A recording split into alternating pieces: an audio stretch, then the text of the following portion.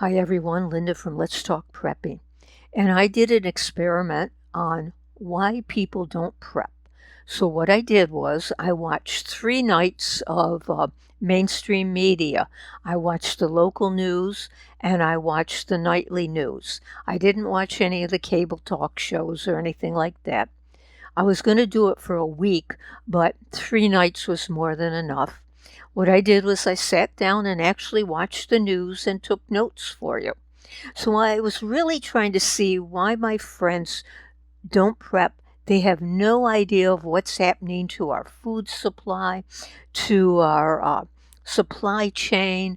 World War III is coming, the nukes, digital currency, how we don't have any natural gas, how Europe is going to freeze. They have no concept of all of this. And I wondered why. Isn't mainstream media showing this? Why don't they have a desire to prep or even think about prepping? That's what I wanted to know. So what did I learn from 3 nights of mainstream media?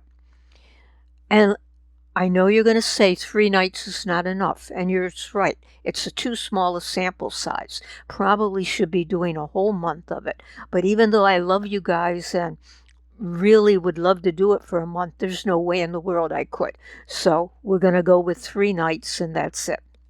You could do your own experiment and try it for a week if you wanted. Well, first of all, what did I learn? I know now why people don't prep. One story was on inflation, and all I heard was about the eggs have gone up in price and that Halloween candy went up 13%. That was about it. Another night they talked about the price of gasoline. The national average is $3.85 a gallon, and in California it was $5.94 a gallon. And that was it. Nothing more on food shortages or on inflation. Lots of talk about getting a flu shot. So what did they tell us about Ukraine? Well, not a lot. They did mention the drone attack, and they showed some footage of that. And they did mention Putin declaring martial law. But the big thing that really probably more time was spent on this than either of the other two things. Zelensky is releasing a book of his speeches. So that was a big thing. Zelensky's releasing a book of his speeches. That's really going to help us, isn't it? They talked also about the men leaving Russia to avoid the draft. A couple of nights they talked about the cold weather and the cold weather that's coming our way. They mentioned that Biden has released more oil from the strategic reserves, but no mention about who's buying it, or no mention about how we're going to refill it, or no mention about how low it is and how it's supposed to be for protection of the country. And if we go to war, we're supposed to be able to use it, and how we won't be able to. None of that was mentioned at all. They did mention that voters are worried about inflation and the economy.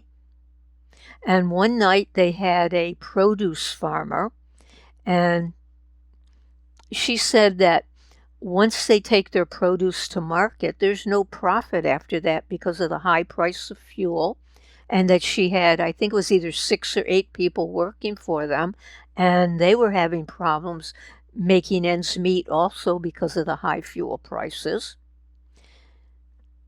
And I don't know how long ago this was because I really haven't watched mainstream media that much in a long, long time.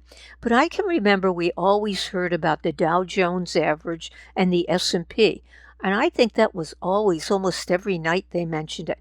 Now they didn't mention it at all in the 3 nights. Is that because they're both going down and they don't want to panic people or what? I don't know. Or just don't they mention it anymore? They did mention that a lot of companies are not going to be using the reward points anymore or increasing the number of reward points needed for that, with the free drink or the free donut or whatever they happen to be giving away.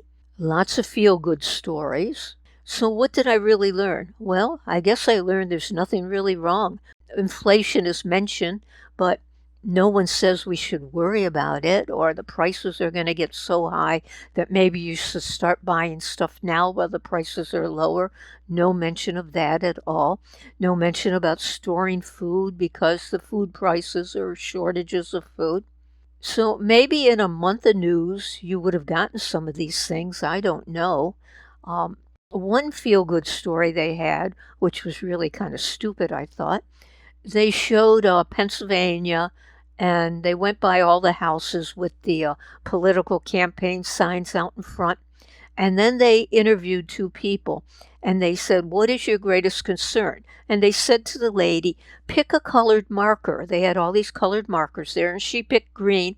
"Now write down on this cardboard what your greatest concern is." And she wrote integrity.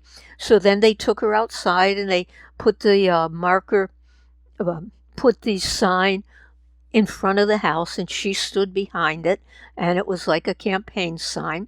And then they interviewed one family, and they said pro-life. So they again took them outside with the sign, and the people stood behind the sign. Well, that's well and good, and it's a nice feel-good story, but it doesn't tell me anything. It doesn't say, "Hey, Linda, look, this is coming. You need to be prepared. This might affect you in the long run. What are you going to do about it? How are you going to save yourself and your family?" Nothing about that, not even implied. So all I can say is it was a small sample size of only 3 nights, but I really think it represents most of the mainstream media news. I'd also like to say the prepper community isn't without fault either. We have some outlandish, unsubstantiated claims by some of these preppers. They say things like, "My sources tell me," and it might be true. Their sources might be telling them that. But some of these claims, they are hard to believe. But the one thing you can say about them is most of them are concerned about your welfare, and they are encouraging you to prep. They are encouraging you to prepare and prep and keep your family safe. Are the preppers right and maybe a mainstream media wrong? I think only time will tell.